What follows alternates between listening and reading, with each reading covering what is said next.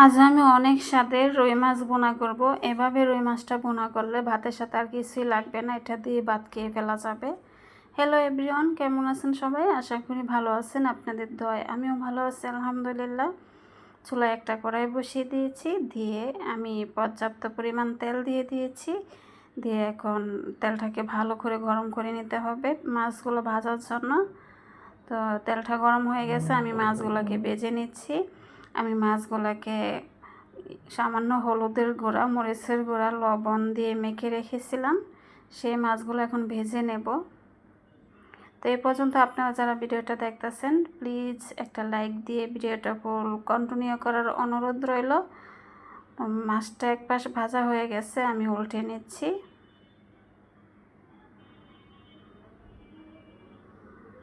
আমি সব কয়টা মাছই উল্টে নিচ্ছি।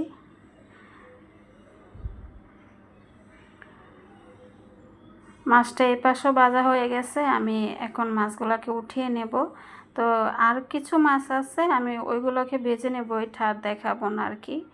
তো বাকি মাছগুলোকে আমি ভেজে নিয়েছি, নিয়ে এখন একই তেলে, ওই মাছ ভাজার তেলেই আমি মাছটাকে ভুনা করে নেব। তো আমি পেঁয়াজ কুচি দিয়ে দিয়েছি, একটু বেশি করে দিয়েছি। এই ভুনাটাতে একটু পেঁয়াজ কুচি বেশি করে দিয়ে রান্না করলে খুবই টেস্ট হয় খেতে। তো আমি ঢাকনা দিয়ে ঢেকে পেঁয়াজটাকে ভেজে নিচ্ছি, এতে করে তাড়াতাড়ি করে ভাজা হয়ে যাবে। তো ভাজাটা হয়ে গেছে, এখন আমি এখানে দিয়ে দেব 1 টেবিল চামচের মতো আদা আর রসুন বাটা। দিয়ে কাঁচা গন্ধটা যাওয়া অবধি আমি 2-3 মিনিটের মতো নেড়ে ছেড়ে ভেজে নেব মশলাটাকে। এটা 2-3 মিনিটের মতো ভেজে নিতে হবে, তা না হলে কাঁচা গন্ধটা থেকে যাবে আর খেতে ভালো লাগবে না।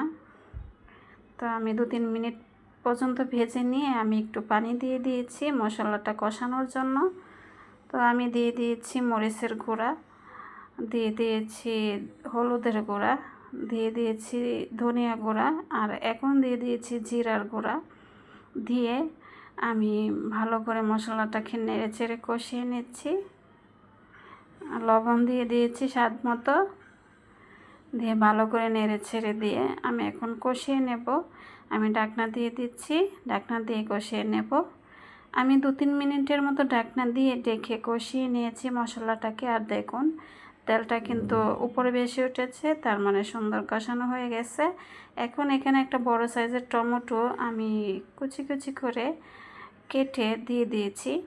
দিয়ে এখন টমেটোটাকে কষিয়ে নেব ভালো করে, একদম গলিয়ে নেব টমেটোটাকে।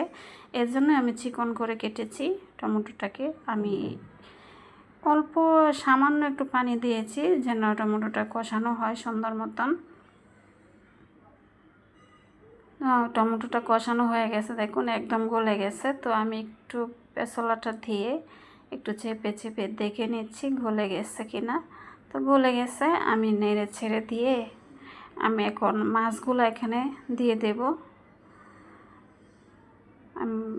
টমেটোটা সুন্দর গলে গেছে, একদম ঝোলের সাথে মিশে গেছে। এখন আমি মাছগুলো দিয়ে দিচ্ছি, ভেজে রাখা মাছগুলো দিয়ে দিচ্ছি এখানে।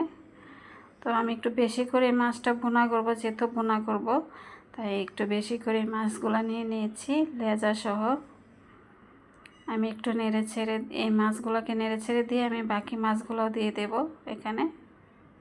তো খুবই টেস্ট হয়েছিল, এভাবে ভুনাটা করলে খুবই স্বাদ হয় খেতে। আমি বাকি মাছগুলো এখানে দিয়ে দিচ্ছি। আমি এখানে 4-5টা ট্যাংরা মাছও দিয়ে দিয়েছি, কারণ আমার একজন সদস্য আছে কোনো মাছই খেতে চায় না, শুধু ট্যাংরাটাই খেতে চায়।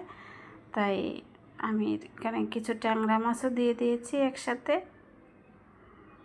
একটু নেড়ে ছেড়ে দিয়ে আমি সামান্য ঝোল দিয়ে দেব, বেশি দেব না। এটা মাখা মাখা থাকবে আর খুবই টেস্ট হয় খেতে, অসাধারণ লাগে খেতে। তো আমি একটু নেড়ে ছেড়ে দিয়ে আমি ঢাকনা দিয়ে ডেকে রান্নাটা করে নেব। তো আপনারা যে যেখান থেকে আমার ভিডিওটা দেখতেছেন আপনাদেরকে অসংখ্য অসংখ্য ধন্যবাদ। যদি কোনো অংশ ভালো লেগে থাকে তাহলে আমার চ্যানেলটাকে সাবস্ক্রাইব করে আমার পাশে থাকার অনুরোধ রইল। আর যারা সাবস্ক্রাইব করে দিয়েছেন আপনাদেরকে অসংখ্য অসংখ্য ধন্যবাদ। আর যারা করেননি প্লিজ আমার চ্যানেলটা সাবস্ক্রাইব করে দিয়ে আমার পাশে থাকার অনুরোধ রইল। তো আমি কিছু কাঁচামরিচ ফালি করে দিয়ে দিয়েছি, দিয়ে আরেকটুখানি রান্নাটা করে নেব।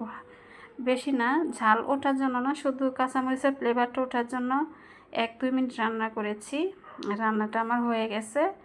দেখুন কত সুন্দর একটা কালার এসেছে রান্নার, আর খুবই টেস্ট হয়েছিল খেতে। আপনারা কমেন্টে জানাবেন রান্নাটা কেমন হয়েছে। আপনাদেরকে অসংখ্য অসংখ্য ধন্যবাদ আপনাদের মূল্যবান সময় দিয়ে ভিডিওটা দেখার জন্য।